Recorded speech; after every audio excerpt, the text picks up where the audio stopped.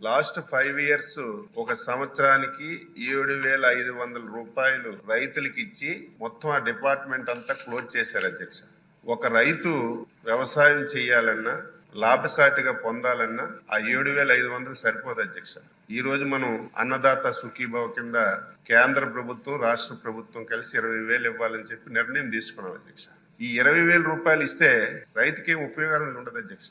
Last 5 years అధ్యక్ష ఒక్కటంటే ఒక కార్యక్రమం వ్యవసాయ శాఖలో అమలు జరగలేదు అధ్యక్ష. సాయిల్ టెస్టింగ్ ఆపేశారు, మెకనైజేషన్ ఆపేశారు, రైతుకి అత్యవసరమైనటువంటి స్ప్రింక్లరు, డ్రిప్ ఇరిగేషన్ ఆపేశారు, సొంత ఇన్సూరెన్స్ కంపెనీ పెడతామని చెప్పి 5 సంవత్సరాల్లో ఒక్క సంవత్సరం కూడా ఇన్సూరెన్స్ ఇవ్వలేదు. ఒక సంవత్సరం మన నాయకులు పోడియం దగ్గరికి వెళ్ళి కూర్చుంటే ప్రభుత్వం నుంచి 1 సంవత్సరం ఇచ్చారు తప్ప 1 సంవత్సరం ఇన్సూరెన్స్ ఇచ్చిన సందర్భాలు లేవు.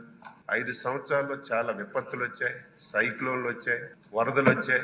ఇన్పుట్ సబ్సిడీ కానీ ఇన్సూరెన్స్ కానీ ఇచ్చిన సందర్భాలు లేవు అధ్యక్ష. మళ్ళీ ఈరోజు అది కూడా మోసం చేశారు అధ్యక్ష. ఎన్నికల ముందు మేనిఫెస్టోలో మేము 12,500 ఇస్తామన్నారు.